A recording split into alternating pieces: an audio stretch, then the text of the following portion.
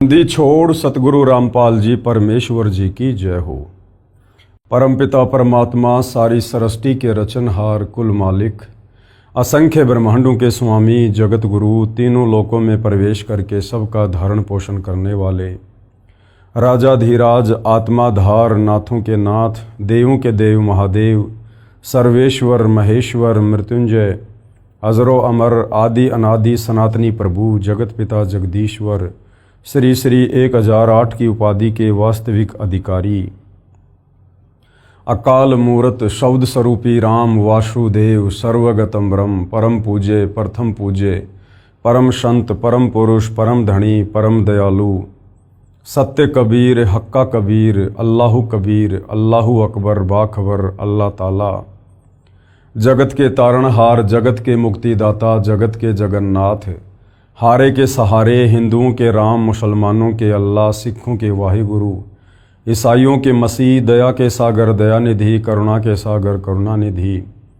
स्वयंभू परिभू संकट मोचन कष्ट हरण मंगल करण दुख भंजन अविगत कबीर निर्विकार निर्विषम परमात्मा अलय अलेख सतगुरु आदि अनादि सतगुरु असली मर्यादा पुरुषोत्तम असली राम असली कृष्ण असली घनश्याम असली मुरारी राजाओं के राजा महाराजाओं के महाराजा शहंशाहों के शहंशाह सम्राटों के सम्राट भगवानों के भगवान अल्लाहों के अल्लाह प्रभुओं के प्रभु मसीहाओं के मसीह सच्चे वाहिगुरु बाबाओं के बाबा पीरों के पीर सेठों के सेठ जगत सेठ सावड़सा सेठ सर्वगुण संपन्न अनंत कोटि कलाओं के स्वामी अनंत कोटि ब्रह्मांडों के नायक योगियों में महायोगी ध्यानियों में महाध्यानी सिद्धों में परम सिद्ध ज्ञानियों में तत्वज्ञानी ब्रह्म ज्ञानी महाज्ञानी परम ज्ञानी सर्वश्रेष्ठ ज्ञानी विज्ञानी युवा कबीर समर्थ कबीर असमवात अमित ओजा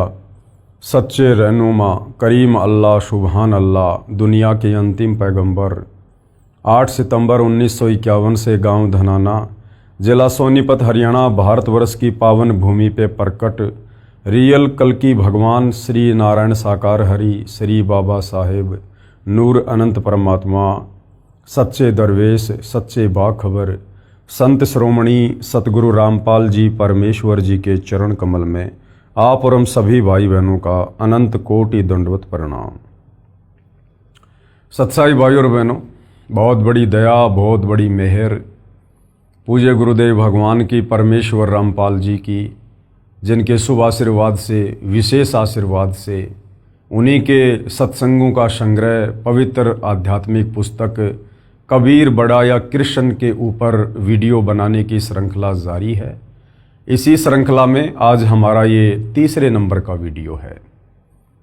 ये पवित्र पुस्तक कबीर बड़ा या कृष्ण विशेषकर हिंदू समाज में परमात्मा चाहने वाली आत्माओं के लिए वरदान सिद्ध होगी यदि आपने इस पुस्तक पर बन रहे तमाम वीडियो निष्पक्ष होकर रुचि लेकर धैर्यपूर्वक देख लिए तो, क्योंकि ये पवित्र पुस्तक कबीर बड़ा या कृष्ण विशेषकर हिंदू समाज के चारों वेद पवित्र गीता जी और 18 पुराण इन तमाम सदग्रंथों के ज्ञान से प्रमाणित है। यानी चारों वेदों का गीता जी का और 18 पुराणों का निष्कर्ष निकाल कर आप जियों के लिए सतगुरु रामपाल जी परमेश्वर जी ने इस पुस्तक को लिखा है।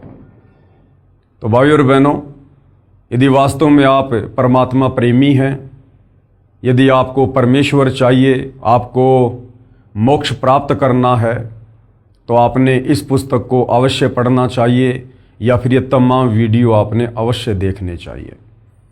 अभी तक इस पुस्तक के ऊपर 2 वीडियो बन चुके हैं।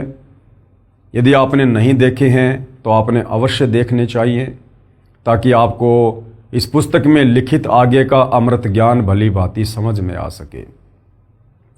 तो सर्वप्रथम हमने सृष्टि रचना को मौखिक रूप से सुना है और धीरे धीरे हमारे सदग्रंथ उस सृष्टि रचना को प्रमाणित भी कर रहे हैं। आगे इस पवित्र पुस्तक में करते भी रहेंगे। सारे प्रमाण आप जियों के समक्ष प्रस्तुत किए जाएंगे।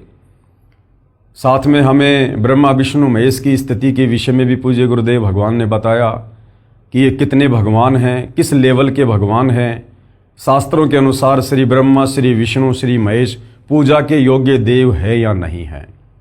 आज भाई और बहनों, इसी कड़ी में हम आगे बढ़ेंगे। आज का हमारा टॉपिक है कौन कितना प्रभु, यानी कौन कितना बड़ा भगवान है, कौन किस लेवल का परमात्मा है। जैसे पवित्र गीता अध्याय 15 श्लोक नंबर 16 में क्षर और अक्षर दो भगवानों के विषय में जानकारी दी गई है और दोनों को नाशवान बताया है। इन दोनों के लोक भी नाशवान है और इन दोनों के लोक में रहने वाली आत्माओं को भी नाशवान बताया है।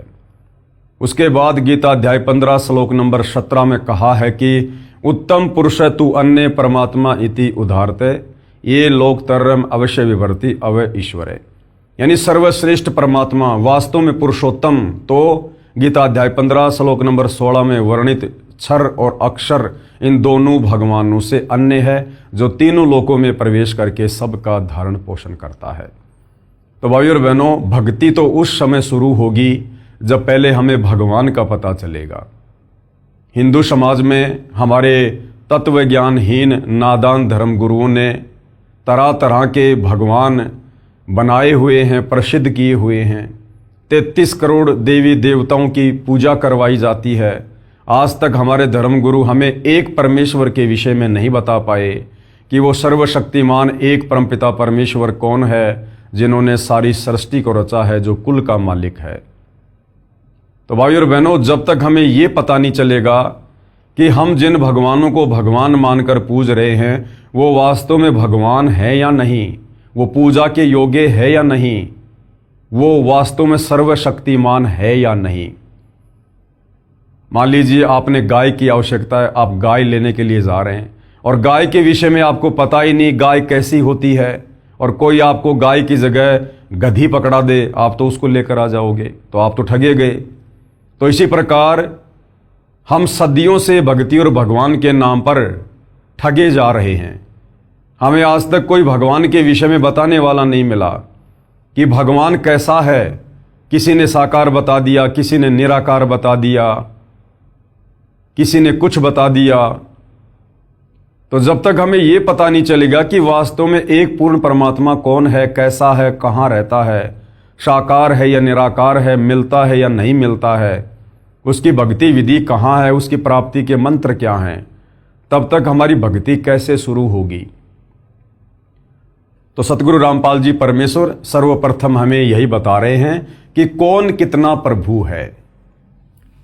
इस पुस्तक में श्री ब्रह्मा जी, श्री विष्णु जी, श्री शिव जी, श्री देवी दुर्गा जी, श्री काल ब्रह्म जी यानी क्षर ब्रह्म यानी क्षर पुरुष, और श्री पर ब्रह्म जी यानी अक्षर ब्रह्म यानी अक्षर पुरुष, तथा परम अक्षर ब्रह्म जी यानी परम अक्षर पुरुष यानी संत भाषा में जिसे सत्य पुरुष कहते हैं, की यथा स्थिति बताई है, जो संक्षिप्त में इस प्रकार है। यानी ब्रह्मा विष्णु महेश, ब्रह्मा विष्णु महेश की माता देवी दुर्गा, ब्रह्मा विष्णु महेश के पिता काल ब्रह्म जिसको क्षर पुरुष ज्योति निरंजन भी कहते हैं।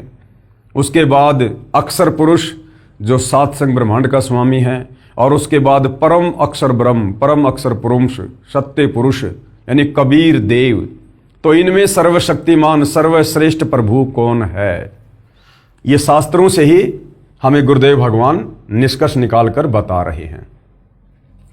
परम अक्षर ब्रह्म यानी कबीर देव, जिसका वर्णन गीता अध्याय 8 श्लोक 3, 8, 10 तथा 20 और 22 में, तथा गीता अध्याय 2 श्लोक नंबर 17, गीता अध्याय 15 श्लोक नंबर 17, गीता अध्याय 18 श्लोक 46, 61, 62, 66 में है।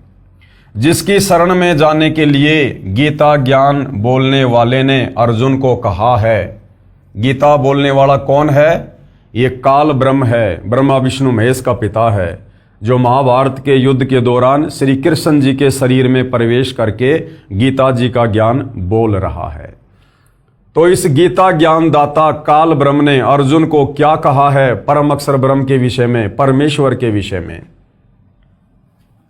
कहा है कि उसकी शरण में जाने से परम शांति यानी जन्म मरण से छुटकारा मिलेगा तथा शाश्वत स्थानम यानी सनातन परम धाम यानी अविनाशी लोक यानी शतलोक प्राप्त होगा। कौन कह रहा है? गीता का ज्ञान देने वाला भगवान अपने से अन्य उस परम अक्षर ब्रह्म सत्य पुरुष कबीर देव की ओर संकेत कर रहा है इन तमाम गीता जी के श्लोकों में कि अर्जुन, मैं सर्वश्रेष्ठ परमात्मा नहीं हूं, मैं सर्वश्रेष्ठ प्रभु नहीं हूं। यदि तुझे वास्तव में जन्म और मरण से छुटकारा प्राप्त करना है, अगर तुझे अविनाशी धाम सतलोक जाना है, जहां जाने के बाद साधक लौटकर वापस इस गंदे लोक 21 ब्रह्मांड में नहीं आता है, तो तू उस परमेश्वर की शरण में जा। कौन से परमेश्वर की शरण में? उस कबीर देव की शरण में। यह कुल का मालिक है, वो कबीर परमेश्वर ही कुल का मालिक यानी सारी सृष्टि को रचने वाला सर्व सृष्टि का मालिक है। फिर गीता अध्याय 18 श्लोक 62 में इसी की शरण में जाने के लिए गीता ज्ञानदाता ने कहा है। श्लोक 66 में कहा है कि सर्वधर्मान यानी मेरे स्तर की सर्व धार्मिक क्रियाओं को परित्यज्य माम यानी मुझ में त्याग कर तू एकम यानी उस कुल के मालिक एक परमेश्वर की शरणम यानी शरण में व्रज यानी जा। अहम यानी मैं, तवा यानी तुझे, सर्व यानी सब, पापे भे यानी पापों से, मोक्षयामी यानी मुक्त कर दूंगा, मां शुच यानी शोक ना कर। कौन कह रहा है? गीता अध्याय 18 श्लोक नंबर 62 में गीता ज्ञानदाता काल ब्रह्म अर्जुन से कह रहा है कि अर्जुन, सर्वधर्मान परित्यज्य माम एकम शरणम व्रज अहम तवा सर्व पापे भे मोक्षयामी मा शुच। कि अर्जुन, तू मेरे स्तर की जितनी भी भक्ति कमाई है, धार्मिक अनुष्ठानों की कमाई है, वो तू मुझ में समर्पित कर दे और उस एकम जिसके समान कोई दूसरा ना हो, जिसकी शरण में जाने के लिए बार बार गीता ज्ञानदाता अर्जुन को कह रहा है कि एकम शरणम व्रज, तो उस अद्वितीय एक परमपिता परमेश्वर सर्वश्रेष्ठ भगवान की शरण में जा। मैं तुझे सब पापों से मुक्त कर दूंगा, तू शोक मत कर। तो गीता ज्ञानदाता जो हिंदुओं का भगवान है, परमात्मा है, वो अपने से अन्य किसी और सर्वश्रेष्ठ परमात्मा परम अक्षर ब्रह्म कबीर देव की शरण में जाने को अर्जुन को कह रहा है। तो फिर विचार करो, वर्तमान में उस गीता ज्ञानदाता की शरण में रहकर, जो कि काल ब्रह्म है, जिसका ओम मंत्र है, फिर भला उसकी शरण में रहकर हम कैसे मुक्ति प्राप्त कर सकते हैं, जो खुद अपने से अन्य किसी और को सर्वश्रेष्ठ परमात्मा बता रहा है। यह एक परमेश्वर सबका मालिक सबसे बड़ा समर्थ कबीर जी है, जो काशी बनारस शहर भारत देश में जुलाही की लीला किया करता तथा यथार्थ व संपूर्ण अध्यात्मिक ज्ञान सूक्ष्म वेद को बताया करता था। 650 साल पहले वो कबीर परमात्मा, वो परम अक्षर ब्रह्म, सर्वश्रेष्ठ परमात्मा समर्थ प्रभु बनारस के काशी शहर में प्रकट हुए। 120 वर्ष तक लीला करते हुए उन्होंने 5वें वेद सूक्ष्म वेद का ज्ञान दिया। अध्यात्म के विषय में जो कंप्लीट ज्ञान चारों वेदों में नहीं है, गीता जी में नहीं है, 18 पुराणों में नहीं है, किसी भी धर्म के धर्मशास्त्रों में नहीं है, उस ज्ञान को देने के लिए वो परम अक्षर ब्रह्म सत्य पुरुष कबीर देव सतलोक से चलकर स्वयं ही पृथ्वी पर प्रकट होता है। इसी ने, किसने? इस कबीर परमेश्वर ने सर्व ब्रह्मांडों की रचना की है। इसी ने क्षर पुरुष, अक्षर पुरुष, ब्रह्मा, विष्णु, महेश, देवी दुर्गा समेत सर्व जीव आत्माओं की उत्पत्ति की है। जो आप और हमने सृष्टि रचना में पहले पढ़ लिया है कि सभी जीव आत्माओं की उत्पत्ति इसी कबीर परमेश्वर ने अपने वचन से सतलोक में की है।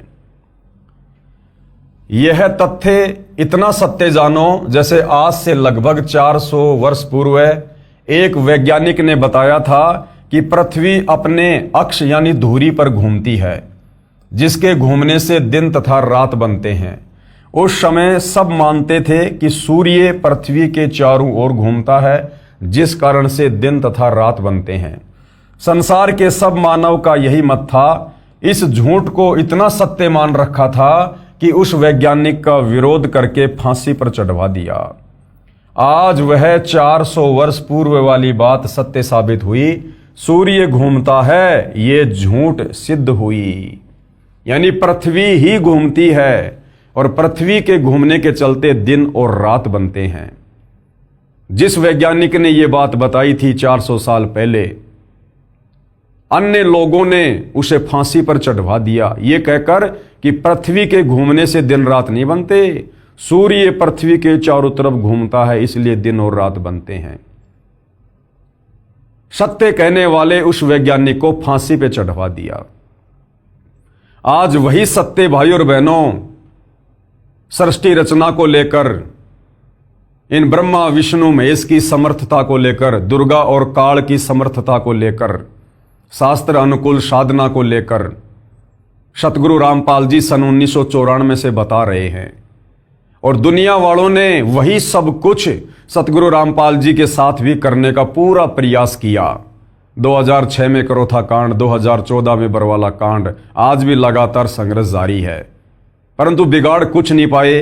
क्यों? क्योंकि सतगुरु रामपाल जी यदि कोई सामान्य व्यक्ति होते, कोई सामान्य संत होते, तो शायद अब तक इनको भी फांसी पे चढ़वा दिया जाता उस वैज्ञानिक की तरह।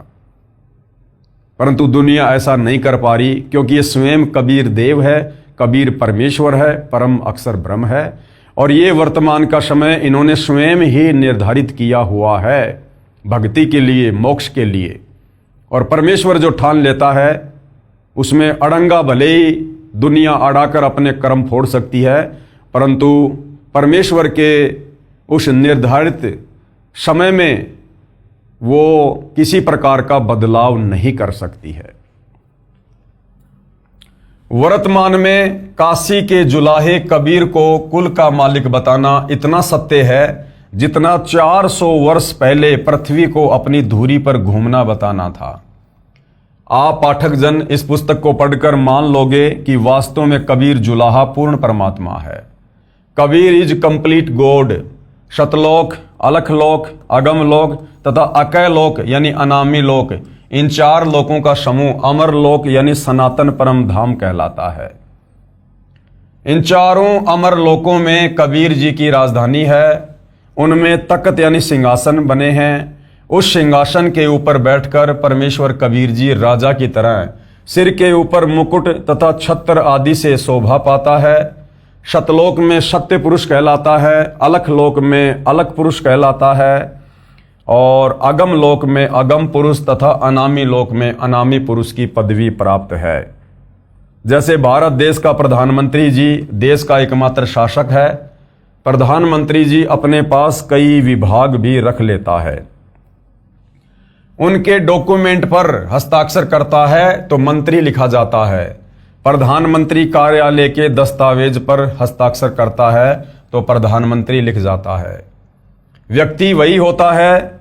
कबीर परमेश्वर विशेषकर सतलोक यानी सत्य लोक में बैठकर सब नीचे व ऊपर के लोकों को संभालते हैं। इसलिए सतलोक का विशेष महत्व हमारे लिए है।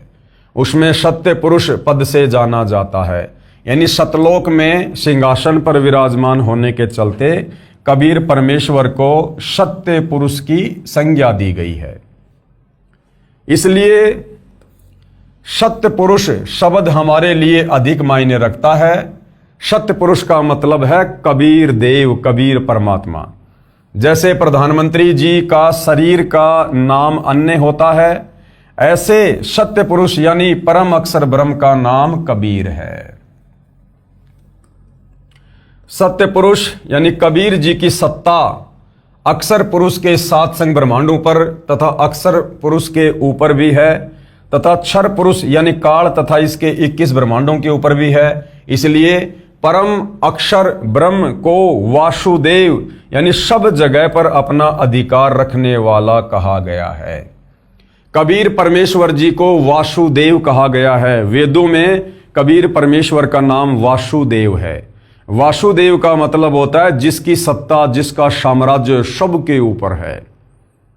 तो सृष्टि रचना में हमने पढ़ा कि अक्षर पुरुष को 7 संग ब्रह्मांड कबीर परमात्मा ने ही दिए। और इस काल को 21 ब्रह्मांड भी कबीर परमात्मा ने ही दिए। इसलिए कबीर परमेश्वर वास्तव में वासुदेव है, क्योंकि इनकी सत्ता काल और अक्षर पुरुष के सर्व ब्रह्मांडों के ऊपर है। गीता अध्याय 7 श्लोक नंबर 19 में इसी वासुदेव के विषय में कहा है। अब श्री ब्रह्मा जो कि रजगुण है, श्री विष्णु जो कि सतोगुण युक्त है तथा श्री शिव जी जो कि तमोगुण की स्थिति बताता हूं। गुरुदेव कहते हैं कि अब आपको श्री ब्रह्मा, श्री विष्णु, श्री महेश की स्थिति से परिचित करवाता हूं कि ये किस लेवल के भगवान हैं, ये कितने समर्थ हैं।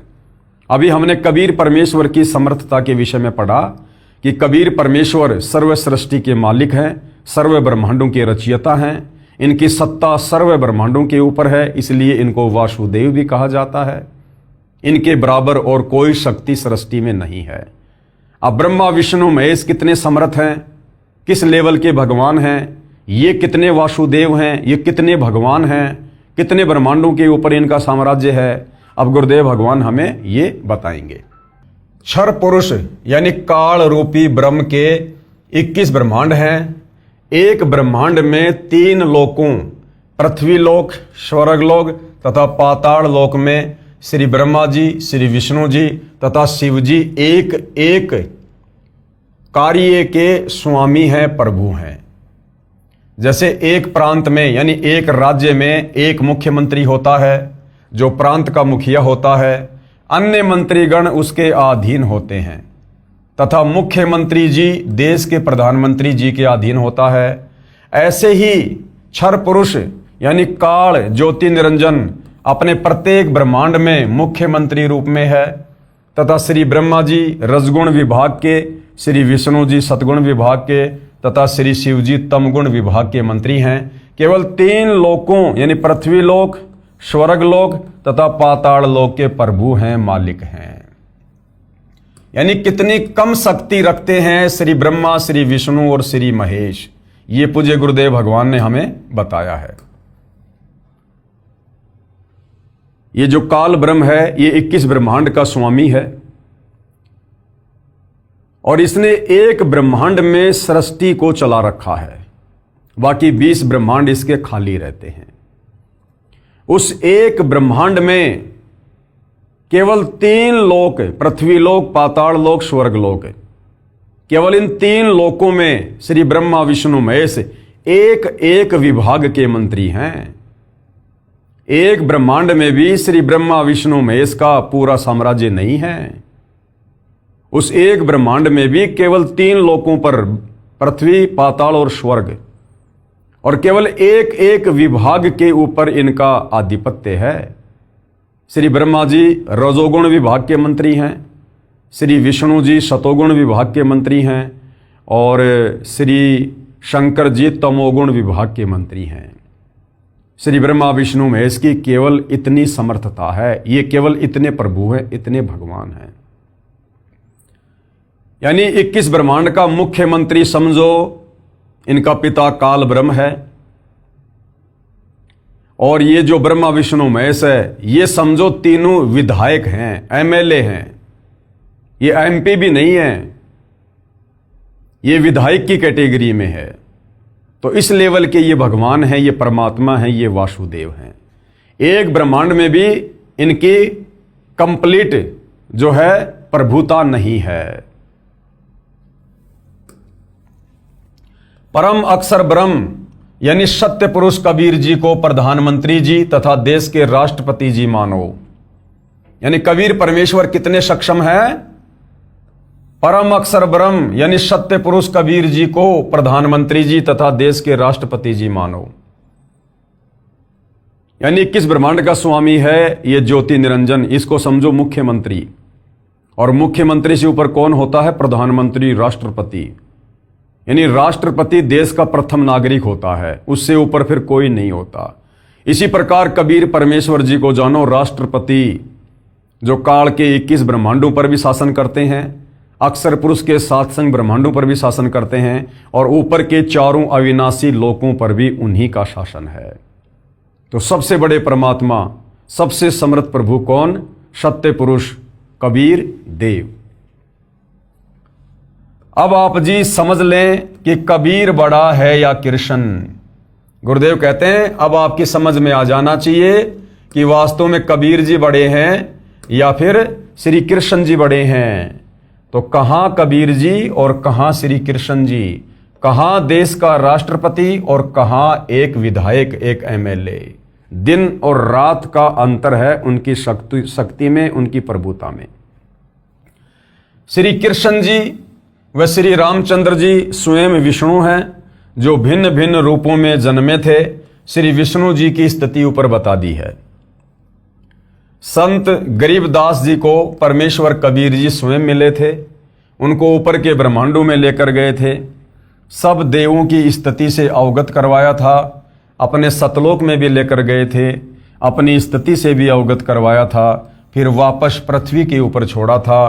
तब संत गरीबदास जी ने बताया है कि क्या बताया आदरणीय गरीबदास जी ने? गरीब तीन लोक का राज है, ब्रह्मा विष्णु महेश, और ऊंचा धाम कबीर का सतलोक प्रदेश। कि ब्रह्मा विष्णु महेश तो केवल 21 ब्रह्मांडों में, केवल एक ब्रह्मांड में, और तीन लोक पृथ्वी पाताल स्वर्ग, इन तीनों लोकों में केवल एक एक विभाग के मंत्री हैं, रजोगुण सतोगुण तमोगुण। और कबीर परमेश्वर ये कुल मालिक है, सबसे ऊंचा धाम कबीर का सतलोक प्रदेश। गरीब अनंत कोटि ब्रह्मांड का एक रति नहीं भार, और सतगुरु पुरुष कबीर है ये कुल के सृजनहार। काल के 21 ब्रह्मांड, अक्षर पुरुष के सातसंग ब्रह्मांड, ऊपर के चारों लोक, उनमें अनंत द्वीप, सारी रचना इस कबीर परमेश्वर ने स्वयं की है। अधिक जानकारी आगे इसी पुस्तक में पढ़ेंगे।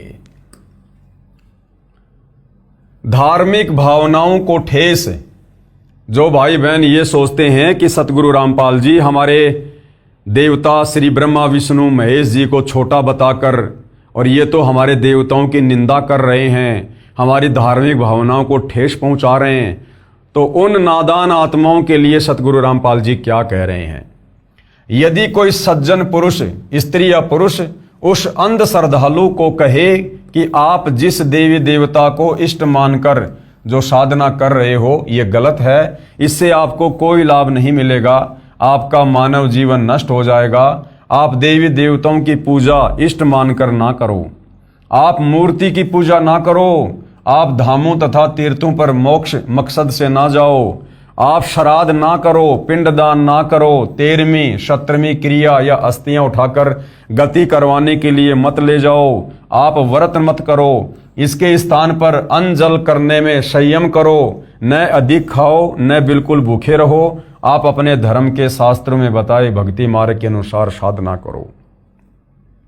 यानी ये सारी की सारी जो क्रिया हैं ये ना करने की हैं, गीता जी मना कर रही है। तो इस विषय में जब किसी व्यक्ति को बताया जाता है, समझाया जाता है, जो व्यक्ति इन देवी देवताओं को इष्ट मानकर पूजा करता है, तो वो लोग क्या कहते हैं? वह अंध श्रद्धावान यदि उस सज्जन पुरुष से कहे कि आप अच्छे व्यक्ति नहीं हो, आपने हमारी धार्मिक भावनाएं आहत की हैं, चला जा यहां से वरना तेरी हड्डी पसली एक कर दूंगा। जोर जोर से शोर मचाने लगता है, उसके शोर को सुनकर उसी क्षेत्र के, उसी तरह उन्हीं देवी देवताओं व तीर्थ धामों के उपासकों का हुजूम इकट्ठा हो जाता है और बात धर्म गुरुओं तक पहुंच जाती है। धर्म गुरु भी वही शास्त्र विरुद्ध मनमाना आचरण करने कराने वाले होते हैं। उन धर्म गुरुओं की पहुंच उच्च पद पर विराजमान राजनेताओं तक होती है। उन धर्म गुरुओं के फोन मंत्रियों, मुख्यमंत्रियों या स्थानीय नेताओं को जाते हैं। उच्च पद पर बैठे राजनेता स्थानीय प्रशासन को फोन करके धार्मिक भावना भड़काने का मुकदमा दर्ज करने को कहते हैं।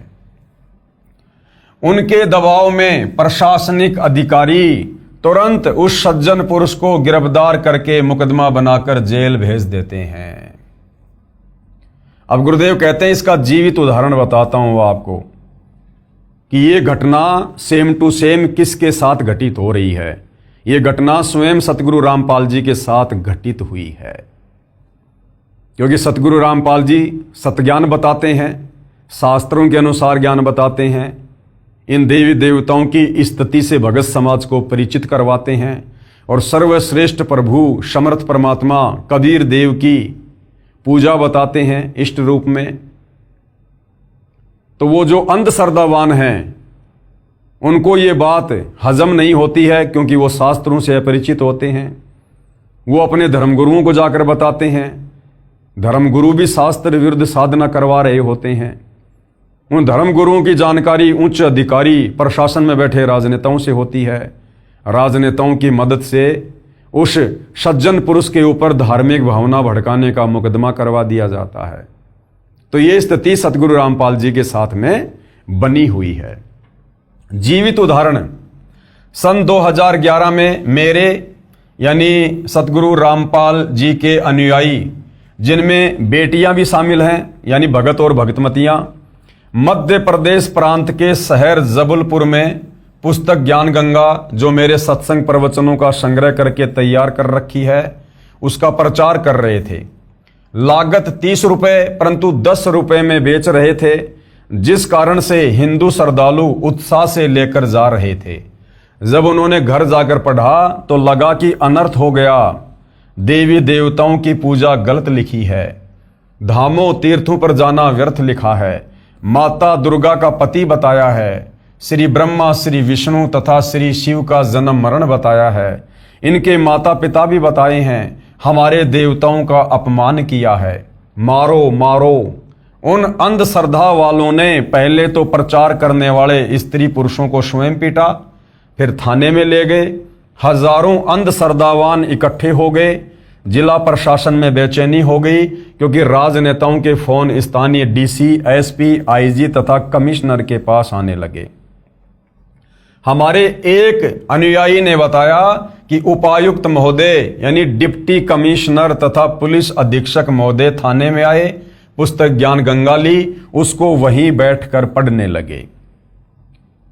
अधिकारी सुशिक्षित तथा दिमागदार होते हैं, आईपीएस तथा आईएएस, उनको समझते देर नहीं लगी। इस पुस्तक में कुछ भी ऐसा नहीं लिखा है जिससे किसी की धार्मिक भावनाएं आहत होती हों। सब विवरण शास्त्रों से प्रमाणित करके लिखा है। सुबह 10 बजे से शाम के 5 बजे तक अधिकारीगण मुकदमा दर्ज करने से बचते रहे, परंतु उन अंधश्रद्धावानों ने मध्य प्रदेश के विधानसभा के अध्यक्ष ने पुनः फोन पर कहा कि अधिकारी केस दर्ज नहीं करना चाहते। तब विधानसभा अध्यक्ष ने अधिकारियों को धमकाया तो प्रशासन ने मजबूरन धार्मिक भावनाओं को भड़काने का मुकदमा आईपीसी की धारा 295A के तहत दर्ज करके लगभग 35 स्त्री पुरुषों को जेल भेज दिया। मुकदमा नंबर 201 दिनांक 8/5/2011, थाना मदन महल जबलपुर। विधानसभा अध्यक्ष ने अपने पद का दुरुपयोग करके पाप किया, उसका फल भी परमात्मा ने उसे तुरंत दिया। वह विधानसभा अध्यक्ष 2 महीने बाद ही मृत्यु को प्राप्त हुआ। उसका नाम था ईश्वरदास रोहाणी। इस मुकदमे को माननीय हाई कोर्ट जबलपुर में समाप्त करने की अर्जी MCRC नंबर 13577/2013 लगाई, जो माननीय उच्च न्यायालय जबलपुर मध्य प्रदेश ने वह मुकदमा दिनांक 20/7/2017 को खत्म कर दिया, क्योंकि पुस्तक में सर्व ज्ञान शास्त्र प्रमाणित मिला। लेकिन सन 2011 से 2017 तक निचली अदालतों में तारीखों पर तारीखें पड़ी, उन पर सर्व 35 अनुयायी अपना कार्य छोड़कर गए। किराया लगा, दिहाड़ी छोड़ी, वित्तीय नुकसान तथा परेशानी उन अंधश्रद्धावानों के हित के लिए झेली कि वे इस पुस्तक में लिखे शास्त्रों के प्रमाणों को आंखों देखकर शास्त्र विधि रहित साधना त्याग कर शास्त्रोक्त साधना करके अपने जीवन को धन्य बनाएं। क्योंकि श्रीमद् भगवद गीता अध्याय 16 श्लोक 23-24 में प्रमाण है। इन दोनों श्लोकों का वर्णन पुस्तक में आगे किया है, वहां पर हम पढ़ेंगे। अब गुरुदेव कह रहे हैं धार्मिक भावना, अपने धर्म की धार्मिक क्रियाओं तथा परमात्मा से संबंधित पूजा पद्धति के प्रति गहरी आस्था को धार्मिक भावना कहते हैं। धार्मिक भावनाओं को आहत करना, किसी के धर्म में चल रही पूजाओं तथा उसके परमात्मा के ऊपर बिना आधार के कटाक्ष या आलोचना करना धार्मिक भावनाओं को ठेस पहुंचाना है। तर्क वितर्क, किसी विषय पर अपनी राय देना, अन्य की राय का खंडन करना व अपनी का महिमा मंडन करना, अन्य द्वारा अपने सिद्धांत का समर्थन करना, उसके विचारों को गलत बताना, यह तर्क वितर्क है। इसमें किसी ग्रंथ को आधार माना जाए तो समाधान है, अन्यथा झूठा झगड़ा है। लेखक का उद्देश्य, यानी सतगुरु रामपाल जी कह रहे हैं कि इस पुस्तक का जो लेखक है उसका मकसद, उसका उद्देश्य किसी की धार्मिक भावनाओं को ठेस पहुंचाना नहीं है, परंतु शास्त्रों को आधार मानकर तर्क वितर्क किया है। सभी शास्त्रों के प्रमाण को आधार रूप में देकर यथार्थ आध्यात्मिक ज्ञान तथा मोक्ष मार्ग को उजागर किया है। यदि इसे धार्मिक भावनाओं का आहत होना माना जाए तो दुर्भाग्य की बात है। मेरा यानी लेखक का उद्देश्य है कि विश्व के मानव को परमात्मा की खोज में इधर उधर भटकने से बचाकर प्रमाणित तथा लाभदायक शास्त्रोक्त आध्यात्मिक ज्ञान व साधना बताऊं,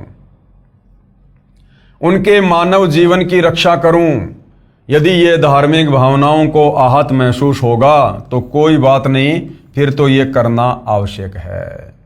गुरुदेव भगवान कहते हैं, यदि तुम्हारे ही धर्मशास्त्रों से प्रमाणित करके तुम्हें पूजा पाठ भक्ति विधि बताई जा रही है जो बिल्कुल सत्य है, और यदि फिर भी तुम्हें लगता है कि नहीं, हमारी धार्मिक भावनाओं को हमारे देवी देवताओं की निंदा करके जो है भड़काया जा रहा, ठेस पहुंचाई जा रही है, तो गुरुदेव भगवान कहते हैं फिर ये धार्मिक भावनाओं को ठेस पहुंचाना बहुत जरूरी है तुम्हारी आत्मा के कल्याण के लिए। यदि तुमने इस मनुष्य जन्म में शास्त्र अनुकूल साधना नहीं की और यदि मोक्ष से वंचित रह गए तो अगले जन्म में लक 84 में गधे कुत्ते सूअर बनकर घूमोगे। तो तुम्हारे को उस महाकष्ट से बचाने के लिए तुम्हारी उन धार्मिक भावनाओं को ठेस पहुंचाना बहुत जरूरी है, शास्त्रों के आधार पर। उदाहरण दे रहे हैं गुरुदेव। उदाहरण, एक समय एक लड़के ने कुछ बच्चों को पार्क में एक लकड़ी के खंबे पर चढ़ते उतरते खेलते देखा।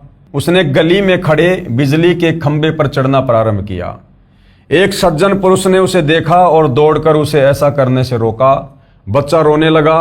माता पिता को बताया कि एक व्यक्ति ने मुझे खेलने से रोका। वह व्यक्ति उसी गली में रहता था। माता पिता उस बच्चे को लेकर उस व्यक्ति के पास गए और कारण जाना तो पता चला कि उस व्यक्ति ने तो बच्चे के जीवन की रक्षा की है। बच्चे के माता पिता गए तो थे झगड़ा करने के मकसद से, परंतु उस व्यक्ति के उपकार का धन्यवाद करके आए। तो अगर जरा भी समझ, अगर जरा भी कॉमन सेंस या बुद्धि अगर पढ़ा लिखा हिंदू समाज रखता है तो सतगुरु रामपाल जी तो महाउपकार का कार्य कर रहे हैं। इन देवी देवताओं की समर्थता इन्हीं पुस्तकों से साबित करके आप लोगों को दिखाकर, आप हिंदू समाज से जुड़े भाई बहनों को वेद गीता और 18 पुराणों के अनुसार भक्ति साधना देकर आपको इन आधे अधूरे, इन असहाय बेचारे, इन असमर्थ देवी देवताओं की पूजा छुड़वाकर, जो स्वयं गीता अध्याय 7 श्लोक नंबर 12 से 15 में तीनों गुण रजगुण ब्रह्मा, सतगुण विष्णु, तमगुण शंकर की पूजा करने को मना किया गया है, इनकी पूजा छुड़वाकर और एक परम अक्षर ब्रह्म सर्वशक्तिमान परमात्मा कबीर देव को इष्ट रूप में पूजवाकर आप जियों को मोक्ष का मार्ग दिखा रहे हैं। तो अगर जरा भी कॉमन सेंस होगी, अगर जरा भी बुद्धि का इस्तेमाल करोगे तो आप जी अपनी आत्मा का कल्याण करवा लोगे।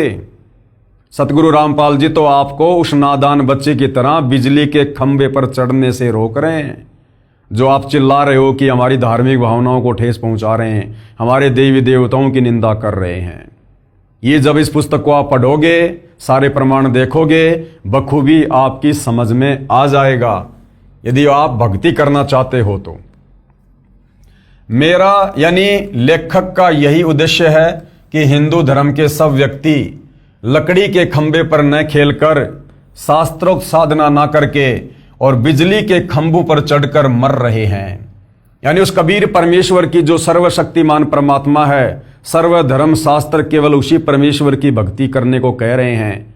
हिंदू समाज उस समर्थ परमेश्वर कबीर की भक्ति ना करके, लकड़ी के खंभे पर ना चढ़कर और इन देवी देवताओं की, काल ब्रह्म की, अक्षर पुरुष तक की साधना करके बिजली के खंभे पर चढ़कर मरने की तैयारी कर रहे हैं।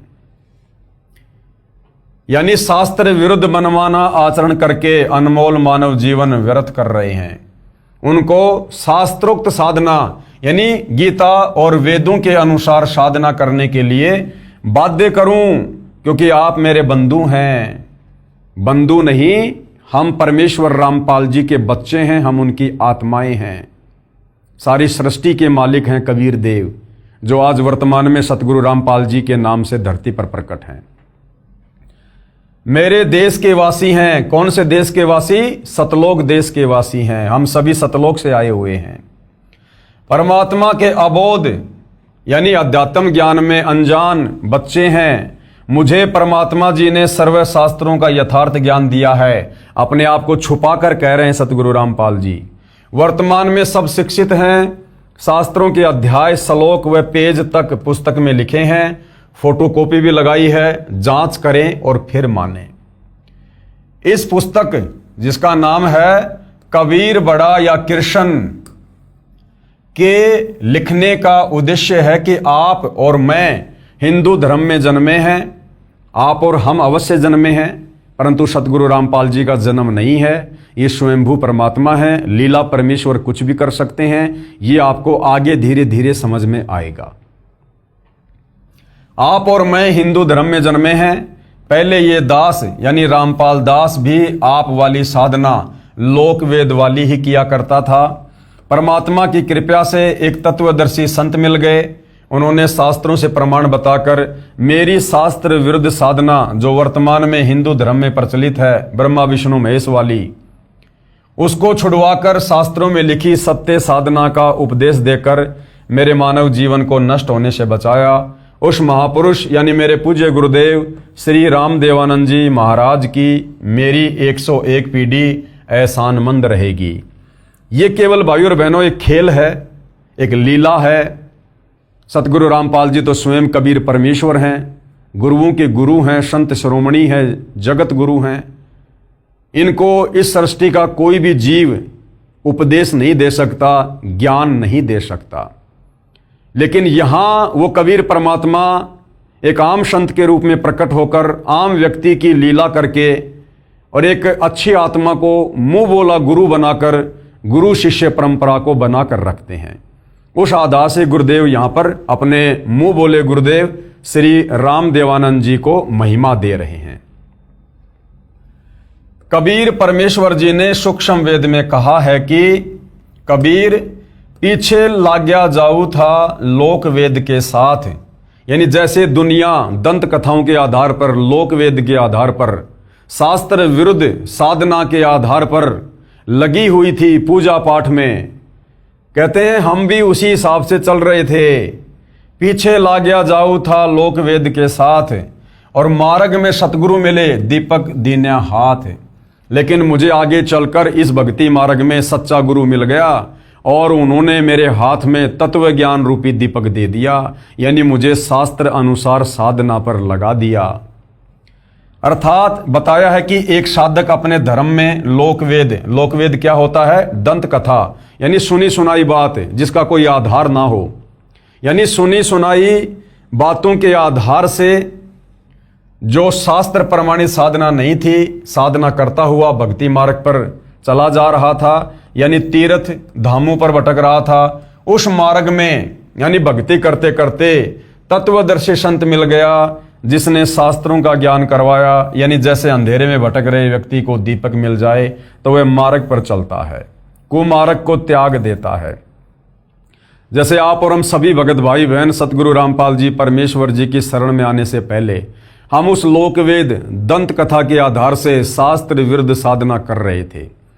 जो जैसी भक्ति बता देता था, कोई व्रत बता देता था, कोई पैदल यात्रा बता दिया करता, कोई मंदिर मस्जिद की भक्ति बता दिया करता। हम सब क्रियाएं कर रहे थे क्योंकि हमें अध्यात्म का ज्ञान नहीं था। आगे चलकर हमें तत्वदर्शी संत मिल गए, सतगुरु रामपाल जी मिल गए, और उन्होंने हमें शास्त्रों से प्रमाणित करके भक्ति साधना बताई। अर्थात वो तत्व ज्ञान रूपी दीपक गुरुदेव ने आप और हमें दे दिया। उसकी रोशनी में हम भ्रमने भटकने से बच गए और शास्त्र अनुकूल साधना पर लग गए। उसी प्रकार मैं यानी साधक यानी भगत उस तत्व ज्ञान रूपी शास्त्रों के ज्ञान रूपी दीपक की रोशनी में चलने लगा और मंजिल को प्राप्त किया।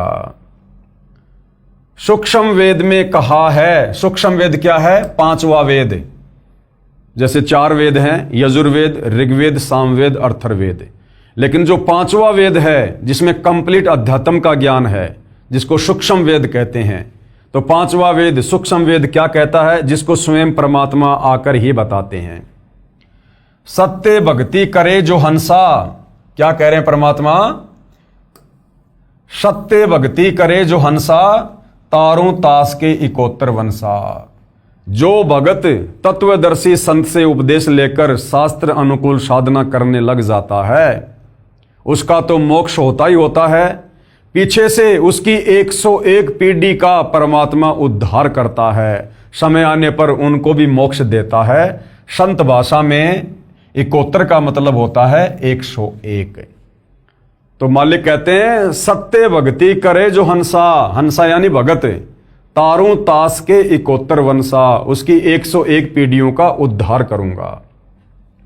शब्दार्थ, परमात्मा जी ने कहा है कि जो साधक शास्त्रोक्त सत्य साधना भक्ति करता है तो मैं उसकी 101 पीढ़ी को संसार सागर से पार कर दूंगा, यानी पूरे वंश का मोक्ष कर दूंगा।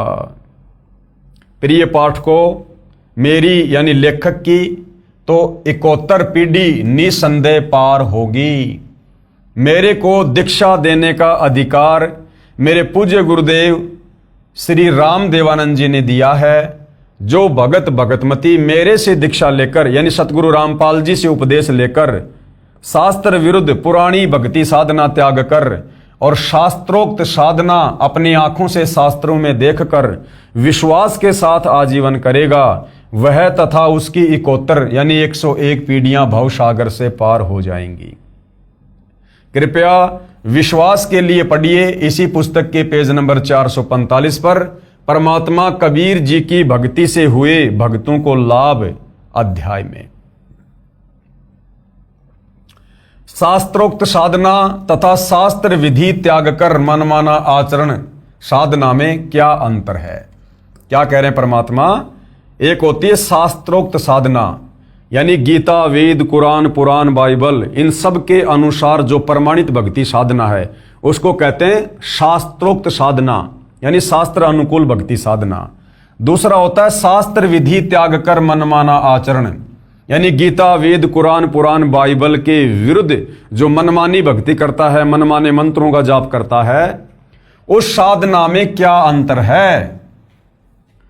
तो सतगुरु रामपाल जी क्या समझा रहे हैं? उत्तर है यह ऊपर बता दिया है कि जो शास्त्र विरुद्ध भक्ति साधना करता है उसको कुछ भी आध्यात्मिक लाभ नहीं होता। गीता अध्याय 16 श्लोक नंबर 23 और 24 की अर्जुन, जो शास्त्र विधि को त्याग कर मनमाना आचरण करता है उसको ना तो परम सिद्धि प्राप्त होती है ना परम गति प्राप्त होती है, अर्थात उसको कोई आध्यात्मिक लाभ नहीं होता। शास्त्र अनुकूल साधना करने से सर्व लाभ मिलते हैं। जैसे वर्तमान में सतगुरु रामपाल जी के द्वारा प्रदान की जा रही शास्त्र अनुकूल साधना से उनके भक्तों को अद्वितीय आध्यात्मिक और भौतिक लाभ प्राप्त हो रहे हैं। अब गुरुदेव कहते हैं शंका, कुछ व्यक्ति कहते हैं कि रामपाल जी श्री ब्रह्मा जी, श्री विष्णु जी तथा श्री शिव जी की पूजा छुड़वाता है। तो गुरुदेव भगवान क्या समाधान कर रहे हैं? ये सरासर गलत है। मैं यानी लेखक इन देवताओं को शास्त्रोक्त साधना करने के मूल मंत्र देता हूं। गुरुदेव कहते हैं मैं किसी देवी देवता की भक्ति पूजा नहीं छुड़वाता, मैं तो आप लोगों को आप ही के धर्मशास्त्रों से प्रमाणित करके इन देवताओं के सच्चे मंत्र देता हूं, मूल मंत्र, बीज मंत्र। जैसे श्रीमद् भगवत गीता अध्याय 15 श्लोक 1 से 4 तथा 16-17 में कहा है कि यह संसार ऐसा जानो जैसे पीपल का वृक्ष उल्टा लटका है, ऊपर को मूल यानी जड़ तो परम अक्षर पुरुष है यानी कबीर देव है, तथा तना अक्षर पुरुष है, उससे मोटी डार निकली है, वह क्षर पुरुष यानी काल ब्रह्म है, जिसे ज्योति निरंजन भी कहते हैं। उस डार से तीनों गुण रूपी रजगुण ब्रह्मा, सतगुण विष्णु तथा तमगुण शिव रूपी शाखाएं निकली हैं, तथा उन शाखाओं पर लगे पत्ते संसार का अंश जानो। विचार करो पाठक जनों, क्या कह रहे हैं गुरुदेव भगवान। हम आम का पौधा वन विभाग की नर्सरी से लाकर जमीन में गड्ढा बनाकर रोपेंगे, उसकी जड़ की सिंचाई करेंगे।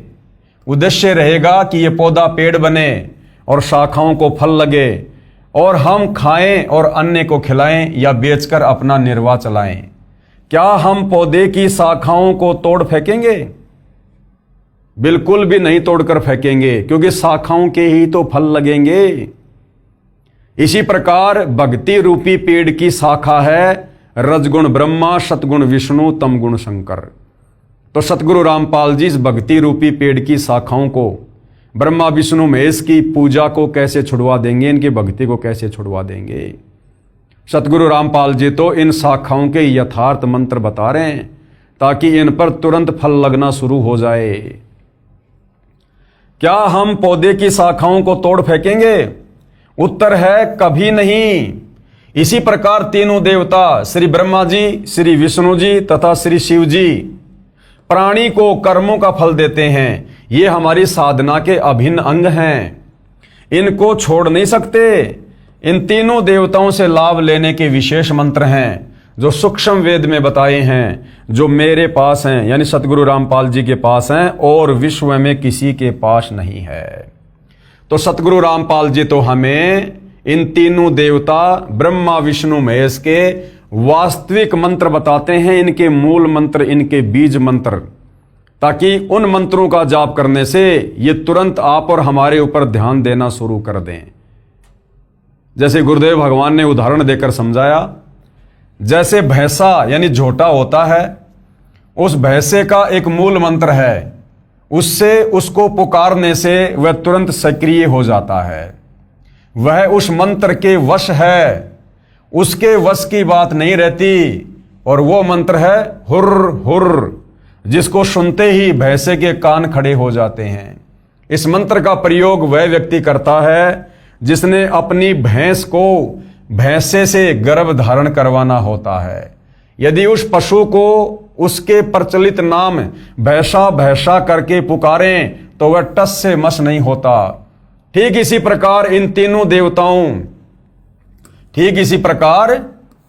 तीनों देवताओं श्री ब्रह्मा जी, श्री विष्णु जी तथा श्री शिव जी के यथार्थ मंत्र साधना करने के हैं, जिनके जाप से ये शीघ्र प्रभावित होते हैं तथा तुरंत कर्म फल देते हैं। गुरुदेव ने बताया जैसे भैंसा यानी झोटा होता है, उसको भैंसा भैंसा झोटा झोटा करते रहो उसके पास खड़े होकर, वो टस से भी मस नहीं होता, कान भी नहीं लाएगा, क्योंकि भैंसा केवल उसके शरीर का नाम है, उसकी पहचान है। परंतु उसको प्रभावित करने का उसका एक मूल मंत्र है, बीज मंत्र है। धीरे से कह दो हुर्र रही, तुरंत वो भैंसा कान खड़ा करके देखेगा कि मुझे कौन पुकार रहा है। वो हुर्र उसका मंत्र है। उस हुर्र की आवाज को सुनकर तुरंत उसने कान खड़े कर लिए, जबकि पहले हम भैंसा भैंसा कह रहे थे, वो सुन भी नहीं रहा था। इसी प्रकार श्री ब्रह्मा, श्री विष्णु, श्री महेश, इनके मूल मंत्र हैं, इनके बीज मंत्र हैं, जो केवल इस पृथ्वी पर सतगुरु रामपाल जी के पास हैं। बाकी आप चाहे कितना ही श्री ब्रह्मा ओम श्री शंकर देवाय नमः, श्री ब्रह्मा देवाय नमः, श्री विष्णु देवाय नमः, ओम नमो भागवते वासुदेवाय नमः, इनके नाम लेकर आप कितने ही जाप कर लो, ये ब्रह्मा विष्णु महेश उस भैंसे की तरह टस से मस भी नहीं होंगे। और जैसे ही आप सतगुरु रामपाल जी के ज्ञान को समझकर उनसे उपदेश प्राप्त करेंगे, प्रथम दीक्षा लेंगे, तो प्रथम दीक्षा में इन्हीं देवी देवताओं के मंत्र दिए जाते हैं। प्रथम दीक्षा में सतगुरु रामपाल जी इन्हीं पांचों देवी देवताओं के मंत्र देते हैं। श्री ब्रह्मा और शावत्री जी का, श्री गणेश जी का, श्री विष्णु और लक्ष्मी जी का, देवी दुर्गा का, शंकर और पार्वती का। क्योंकि इन पांचों देवताओं का स्थान हमारे शरीर में बने इन कमल चक्रों में है। और जब हम अधिकारी गुरु तत्वदर्शी संत से उपदेश प्राप्त करके जब इन मंत्रों का उनके द्वारा बताई गई विधि अनुसार जाप करेंगे तो ये देवी देवता तुरंत सक्रिय हो जाते हैं कि भगत हमें क्यों पुकार रहा है, भगत को किस वस्तु की आवश्यकता है, और हमें सर्व भौतिक सुविधा मिलनी शुरू हो जाती है। तो सतगुरु रामपाल जी श्री ब्रह्मा, श्री विष्णु, श्री शंकर जी की भक्ति छुड़वाते नहीं हैं, बल्कि इनके यथार्थ मंत्र जो शास्त्र प्रमाणित है वो हमें देते हैं ताकि हम भक्ति मार्ग पर इनसे लाभ प्राप्त कर सकें। हमने पूजा मूल परम अक्षर ब्रह्म यानी परमेश्वर को इष्ट रूप मानकर करनी है। यानी हमने पूजा तो करनी है कबीर परमेश्वर की, और कोई पूजा के योग्य समर्थ भगवान सृष्टि में नहीं है। परंतु इस पूजा की पद्धति में ये तीनों देवता भी इस साधना का अभिन्न अंग हैं। जिस प्रकार हमने यदि आम के पौधे से आम प्राप्त करने हैं तो हमने पूजा तो करनी पड़ेगी जड़ों की, हमने पानी खाद डालना पड़ेगा उस आम के पेड़ की जड़ों में, परंतु फल तो शाखाओं को लगेंगे। तो इसी प्रकार भक्ति रूपी पौधे की जड़ है कबीर भगवान, जिनको इष्ट रूप में हमने पूजना है, और भक्ति रूपी पौधे के फिर फल लगेंगे ब्रह्मा विष्णु महेश के माध्यम से। यानी आप और हमें यहां पर तमाम भौतिक सुविधाएं प्राप्त होंगी ब्रह्मा विष्णु महेश के माध्यम से, जो भक्ति रूपी पौधे की टहनियां हैं। तो सतगुरु रामपाल जी हमसे पूजा करवाते हैं कबीर परमेश्वर की, और साथ में हम साधना करते हैं श्री ब्रह्मा, श्री विष्णु, श्री महेश की। पूजा में और साधना में रात दिन का अंतर है। हमने पूजा करनी है कबीर भगवान की और साधना करनी है ब्रह्मा विष्णु महेश की। हमने पूजा मूल रूप यानी परम अक्षर ब्रह्म यानी कबीर परमेश्वर को इष्ट रूप मानकर करनी है। जैसे आम के पौधे की जड़ की सिंचाई यानी पूजा करने से पौधे के सर्व अंग विकसित होते हैं, यानी सर्व देवता प्रसन्न होते हैं। शास्त्र विधि विरुद्ध साधना वह है जिसमें संसार रूपी पौधे को शाखाओं की ओर से जमीन में गड्ढा खोदकर मिट्टी में गाड़कर इन शाखाओं की सिंचाई यानी पूजा करते हैं। यानी जो श्री ब्रह्मा विष्णु महेश को ही अपना इष्ट मानकर पूजते हैं, वो तो समझो शाम के पौधे को टहनियों की तरफ से जमीन में गाड़ रहे हैं, और टहनियों को जमीन में गाड़कर कितना खाद और पानी दे दो, कितनी भक्ति कर लो, वो पौधा कभी फलेगा नहीं, वो नष्ट हो जाएगा। जड़ को ऊपर कर देते हैं जो व्यर्थ है, मूर्ख ही ऐसा कर सकते हैं, बुद्धिमान नहीं। तो शास्त्रों के अनुसार जो व्यक्ति ब्रह्मा विष्णु महेश को अपना इष्ट मानकर पूजते हैं वो समझदार नहीं बल्कि मूर्ख व्यक्ति की श्रेणी में है। कृपया देखिए पेज नंबर 6 पर भी 2 चित्र आम के पौधे के, जिनमें शास्त्र विरुद्ध और शास्त्र अनुकूल साधना चित्रों द्वारा समझाई है, जो हम दूसरे नंबर की वीडियो में देख चुके हैं। यह तत्व ज्ञान परमेश्वर कबीर जी ने बताया है तथा मेरे पूज्य गुरुदेव श्री राम देवानंद जी की कृपा व आशीर्वाद से मुझे समझ आया है। ये अटल सत्य ज्ञान है, परंतु जनसाधारण यानी वर्तमान सर्व मानव के लिए इतना जटिल है जितना 400 वर्ष पूर्व वैज्ञानिक निकोडिन कोपरनिकस ने कहा था कि सूर्य के पृथ्वी के चारों ओर घूमने से दिन रात नहीं बनते, पृथ्वी अपने अक्ष पर यानी धुरी पर घूमती है, जिस कारण से दिन रात बनते हैं। उस समय सबकी धारणा थी कि सूर्य पृथ्वी के चारों ओर घूमता है, इस कारण दिन रात बनते हैं। उस समय उस सच्चे वैज्ञानिक का धर्मांध व्यक्तियों ने जनता को भड़काकर इतना प्रबल विरोध किया कि ये झूठ बोलता है, ये धर्म के विरुद्ध है, इसको फांसी पर लटकाकर मार डालो। उस देश में गवर्नर को दंड देने व क्षमा करने का अधिकार था। कहते हैं कि गवर्नर ने वैज्ञानिक से कहा था कि आप एक बार जनता के सामने कह दें कि पृथ्वी नहीं घूमती, सूर्य घूमने से दिन रात बनते हैं, मैं आपको क्षमा कर दूंगा। परंतु सत्य के पुजारी वैज्ञानिक ने कहा कि यह असत्य है, मैं कभी नहीं कहूंगा, जो करना है करो। उस सच्चे व्यक्ति को उस समय फांसी पर लटका दिया गया था। बाद में 400 साल बाद उस दिवंगत वैज्ञानिक की आत्मा से विश्व ने क्षमा याचना की कि आपका बताया विधान सत्य था, हमको क्षमा करना, यही दशा मेरी है। अब गुरुदेव भगवान क्या कह रहे हैं कि वर्तमान में उस वैज्ञानिक जैसी दशा मेरे साथ हो रही है। गुरुदेव कहते हैं मैं बताता हूं सत्य, मैं बताता हूं शास्त्र अनुकूल साधना कि श्री ब्रह्मा, श्री विष्णु, श्री महेश पूजा के योग्य भगवान नहीं हैं। ये अजरो अमर परमात्मा नहीं है, इनका तो जन्म और मरण होता है। दुर्गा इनकी माँ है, काल ब्रह्म इनका पिता है। ये इष्ट रूप में पूजने योग्य नहीं है। गीता अध्याय 7 श्लोक नंबर 12 से 15 इन तीनों गुणों की, रजगुण ब्रह्मा, सतगुण विष्णु, तमगुण शंकर की भक्ति करने के लिए मना कर रही है। तो ये दुनिया वाले और ये धर्मगुरु इसी प्रकार से सतगुरु रामपाल जी का विरोध कर रहे हैं कि ये झूठ बोल रहा है, हमारे ब्रह्मा विष्णु महेश को छोटा साबित करने में लगा है, उनकी निंदा कर रहा है। जैसा विरोध उस वैज्ञानिक का हुआ था, वैसा ही विरोध वर्तमान में उन धर्मांध धर्मगुरु जो तत्व ज्ञानहीन हैं, अंधे हैं, उनके द्वारा जनता को भड़काकर करवाया जा रहा है। परंतु भाई वो वैज्ञानिक तो एक जीव था, एक व्यक्ति था, जिस कारण से उसके ऊपर और उन लोगों ने इस प्रकार से अत्याचार करवाकर मृत्यु के घाट उतरवा दिया। परंतु सतगुरु रामपाल जी तो स्वयं सर्व ब्रह्मांडों के रचयिता, सारी सृष्टि के मालिक हैं। और इनका 1 या 2 बार जेल जाना ये भी इनकी लीला का हिस्सा है, अन्यथा इनका तो कोई बाल भी टस से मस नहीं कर सकता। बाल भी टस से मस, ये अपनी मर्जी के मालिक हैं। जाके अर्ध रूम पर सकल पसारा, ऐसा पूर्ण ब्रह्म हमारा। अगर सतगुरु रामपाल जी भी उस वैज्ञानिक की तरह कोई आम व्यक्ति, आम पुरुष होते तो शायद आज इनको भी मौत के घाट कब का उतरवा दिया गया होता। परंतु ये तो सर्वशक्तिमान परमेश्वर हैं, जिस कारण से ना तो उन नादान शास्त्र विरुद्ध साधकों की कोई चली और ना उनके अंधे धर्म गुरुओं की पार बसाई, इतना प्रयास करने के बावजूद भी। तो गुरुदेव कह रहे हैं कि वर्तमान में यही दशा मेरी है। मैं कहता हूं कि ब्रह्मा विष्णु शिव नाशवान है। नाशवान का मतलब जन्म और मरण में है, इनकी जन्म और मृत्यु होती है। इनके माता पिता हैं, जिन पुराणों को आप सत्य मानते हो उन्हीं में प्रमाण दिखा दिए हैं। धर्मांध संत मंडलेश्वर अखाड़ों के महंत जन मेरे सत्य ज्ञान का घोर विरोध कर तथा करवा रहे हैं, जिस कारण से मेरे ऊपर झूठे मुकदमे बनवाकर जेल में डाला जाता है।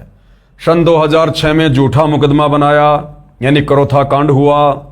21 महीने जेल में रहा, प्रचार बंद करवाया जाता है। परंतु वर्तमान में शिक्षित मानव है, सब प्रमाण ग्रंथों में है, इसलिए मैं जीवित हूं। यदि 100 वर्ष पहले ये ज्ञान बताता तो कब का परलोक चला गया होता। फिर 2014 में बरवाला कांड हुआ और अब 11 साल की एक लंबी जेल काटने के बाद 10 अप्रैल 2026 को सतगुरु रामपाल जी वापस सतलोक आश्रम में आए हैं।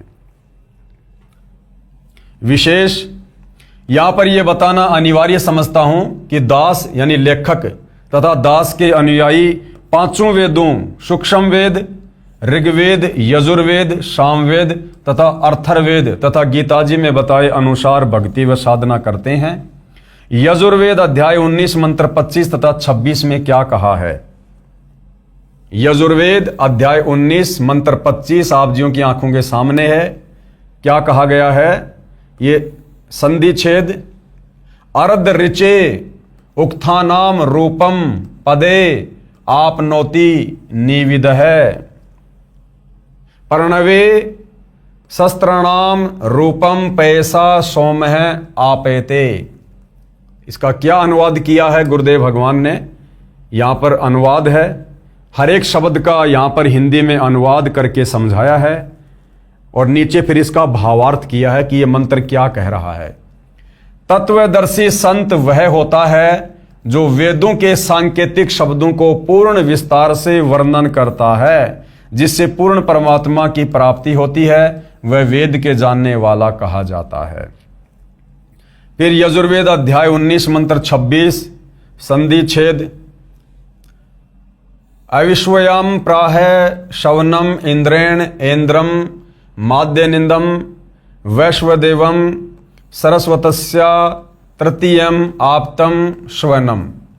यहाँ गुरुदेव ने अनुवाद में प्रत्येक शब्द का हिंदी में अनुवाद किया है और यहाँ पर भावार्थ में बताया है कि यह मंत्र क्या बता रहा है। भावार्थ, जिस पूर्ण संत के विषय में मंत्र 25 में कहा है वह दिन में 3 बार यानी प्रातः, दिन के मध्य तथा शाम को साधना करने को कहता है। सुबह तो पूर्ण परमात्मा की पूजा, दोपहर को सर्व देवताओं को सत्कार के लिए तथा शाम को संध्या आरती आदि को अमृतवाणी के द्वारा करने को कहता है। वह सर्व संसार का उपकार करने वाला होता है। यानी त्रिकाल संध्या जो हमारे वेदों में वर्णित है कि वो जो तत्वदर्शी संत होगा, जो 3 समय की आरती अपने भक्तों को देगा, सुबह, दोपहर और शाम को, समझ लेना वो तत्वदर्शी संत, वो धीरनाम संत, वो विश्व का उपकार करने वाला होगा। और वर्तमान में भाइयों और बहनों, ये जो त्रिकाल संध्या है, दिन में 3 समय की जो आरती है, आजकल आप जी भविष्य मालिका को लेकर बहुत सारे वीडियो देख रहे होंगे जिसमें बार बार त्रिकाल संध्या का जिक्र किया जाता है कि आने वाले विनाशकारी समय में यदि किसी को बचना है और यदि आने वाले सतयुग में किसी ने प्रवेश करना है तो त्रिकाल संध्या करते रहना होगा। लेकिन उन बेचारे भविष्य मलिका वालों के पास में त्रिकाल संध्या नहीं है। वो केवल त्रिकाल संध्या का नाम जानते हैं। वास्तव में त्रिकाल संध्या क्या है, कैसे होती है, कौन देता है, ये उन्हें नहीं पता है। तो ये त्रिकाल संध्या सतगुरु रामपाल जी के पंथ में है और उनके भगत दिन में 3 बार इसे प्रतिदिन करते हैं।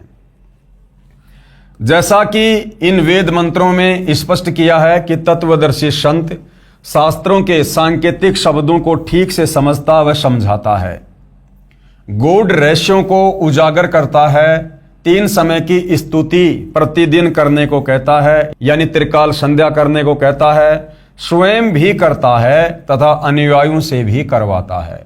हम यानी लेखक तथा मेरे अनुयायी 3 समय सुबह, दोपहर तथा शाम को स्तुति यानी आरती करते हैं। दोपहर को 12 बजे के बाद विश्व के सर्व देवी देवताओं की स्तुति यानी सम्मान आरती करते हैं। पूजा परम अक्षर ब्रह्म की करते हैं। पूजा हम केवल कबीर देव की करते हैं, बाकी सम्मान सबका करते हैं। जैसे देश के राजा यानी प्रधानमंत्री जी को मुखिया रूप में विशेष सम्मान देते हैं तथा अन्य मंत्रियों व अधिकारियों को भी नमस्कार करते हैं, वे अच्छे नागरिक होते हैं। इसी प्रकार हम पूजा तो परम अक्षर ब्रह्म यानी कबीर देव की करते हैं तथा सम्मान सबका करते हैं। श्री ब्रह्मा, श्री विष्णु, श्री महेश, श्री दुर्गा, काल ब्रह्म, अक्षर पुरुष, सम्मान हम सबका करते हैं। परंतु हमारे जो पूज्य देव हैं वो हैं कबीर परमेश्वर। प्रमाण के लिए दोपहर की स्तुति के कुछ अंश यानी त्रिकाल संध्या के अंतर्गत जो दोपहर की आरती है, जो 12 बजे से लेकर विशेष तौर पर दिन के 2 बजे तक करने का विधान है, तो जो दोपहर की आरती है उसको असुर निकंदन रमेणी कहते हैं संत भाषा में, जो हम सभी सतगुरु रामपाल जी के फॉलोवर करते हैं। तो दोपहर की जो असुर निकंदन रमेणी है उसकी कुछ वाणियां यहां पूज्य गुरुदेव भगवान ने लिखी हैं। उन वाणियों को हम पढ़ेंगे। सत्य पुरुष समर्थ ओंकारा, अदली पुरुष कबीर हमारा, आदि युगादि दया के सागर, काल कर्म के मोचन आगर। दुख भंजन दरवेश दयाला, असुर निकंदन कर पैमाला। आब खाक पावक और पौना, गगन सुन दरियाई दोना। धर्म राय दरबानी चेरा, सुर असुरों का करे निबेरा। सत का राज धर्म राय करही, अपना किया सभय दंड भरही। शंकर शेष और ब्रह्मा विष्णु, नारद सारद जा उर रसनम। गोरिज और गणेश गोसाई, कारज सकल सिद्ध हो जाई। जो कहते हैं ना कि सतगुरु रामपाल जी ब्रह्मा विष्णु महेश की साधना छुड़वाते हैं, निंदा करते हैं, हम सभी सतगुरु रामपाल जी के भगत सतगुरु रामपाल जी के द्वारा दी गई दोपहर की आरती में इन सभी देवी देवताओं का नाम लेकर इनका आदर सत्कार करते हैं। तो देखिएगा, शंकर शेष, शंकर यानी महादेव, शेष यानी शेषनाग, ब्रह्मा जी विष्णु जी, नारद यानी नारद, शारद यानी शारदा, गौरीज यानी गौरीजा पार्वती, और गणेश गोसाई, कारज सकल सिद्ध हो जाई, यानी इनकी साधना करने से भगत के सारे कार्य सिद्ध हो जाते हैं। ब्रह्मा विष्णु और शंभु शेषा तीनों देवा दयालु हमेशा। सावित्री और लक्ष्मी गौरा ये तीनों देवताओं की धर्म पत्नियां हैं। श्री ब्रह्मा जी की पत्नी सावित्री, विष्णु जी की पत्नी लक्ष्मी और शंकर जी की पत्नी गौरा। सावित्री और लक्ष्मी गौरा तीहू देवा सिर कर हैं चौरा। लील नाभ से ब्रह्मा आए, यानी विष्णु जी की नाभि कमल से ब्रह्मा जी की उत्पत्ति हुई, और आदि ओम के पुत्र कहे। आदि ओम यानी ये काल ब्रह्म। शंभु मनु ब्रह्मा की शाखा, स्वयंभू मनु जो ब्रह्मा जी का मानस बेटा था। ऋग यजु श्याम अथर्वन भाषा, उसने चारों वेदों को पढ़ा। पीवरत भया उतानम पाता, जाके ध्रुव आत्म ज्ञाता। सनक सनंदन संत कुमारा, चार पुत्र अनुरागी धारा। ये ब्रह्मा जी के मानस पुत्र हैं। 33 कोटि कला विस्तारी, ये 33 करोड़ देवी देवताओं के विषय में, और 88 मुनिजनधारी। कश्यप पुत्र सूरज सुरज्ञानी, 3 लोक में किरण समानी। 60,000 संगी बाल खेलम, बीना रागी अजब बलेलम। 3 कोटि योद्धा संग जाके, शिकबंदी है पूर्ण साके। हाथ खड़ग गल पुष्प की माला, कश्यप सुत है रूप विशाला। ये सूर्य के पुत्र हैं कश्यप जी, ये उनके विषय में बताया जा रहा है। कौस्तभ मणि जड़ा विमान तुम्हारा, सुर नर मुनिजन करत जुहारा। चंद सुर चकवे पृथ्वी माही, निश्वासर चरणों चितलाही। पीठे सूरज सन्मुख चंदा, काटे त्रिलोकी के फंदा। तारायण सब स्वर्ग समूलम, पखे रहे सतगुरु के फूलम। जय जय ब्रह्मा समर्थ स्वामी। देखिएगा श्री ब्रह्मा जी को समर्थ परमात्मा की संज्ञा दी गई है। जो लोग कहते हैं कि सतगुरु रामपाल जी तो हमारे ब्रह्मा विष्णु महेश की निंदा करते हैं। जय जय ब्रह्मा समर्थ स्वामी, येती कला परम पद धामी। और जय जय शंभु शंकर नाथा, कला गणेश और गौरीज माता। कोटि कटक पैमाल करंता, ऐसा शंभु समर्थ कंता। चंद लिलाट सुर संगीता, योगी शंकर ध्यान उदिता। नील कंठ सोहे गरुड़ासन, शंभु योगी अचल सिंहासन। गंग तरंग छूटे बहुदारा, और अजप्पा तारी जय जयकारा। रिद्धि सिद्धि दाता शंभु गोसाई, दारिद्र मोक्ष सबय हो जाई। आसन पदम लगाए योगी, नी इच्छा निर्वाणी भोगी। ये शंकर जी के बारे में बताया जा रहा है। सर्प भुवंग गले रुंडमाला, और व्यर्सव चढ़िए दीन दयाला। यानी शंकर जी अपने गले में सर्पों की माला डाल के रहते हैं, और व्यर्सव यानी बैल के ऊपर जो है वो सवारी करते हैं। वामे कर त्रिशूल विराजे, यानी श्री शंकर जी उल्टे हाथ में त्रिशूल धारण करते हैं, और दहने कर सुदर्शन साजे। सुन अरदास देवन के देवा, श्री शंकर जी को यहां पर देवताओं के सुप्रीम देवता की संज्ञा दी गई है। सुन अरदास देवन के देवा, शंभु योगी अलख अभेवा। तू पैमाल करे पलमाही, ऐसे समरथ शंभु शाही। 1 लख योजन धौजा फरके, पचरंग झंडे मोहरे राखे। काल भद्र करत देव बुलाऊं, शंकर के दल सब ही ध्याऊं। भैरों खित्तर पाल पलितम, भूत और दैत चढ़े संगीतम।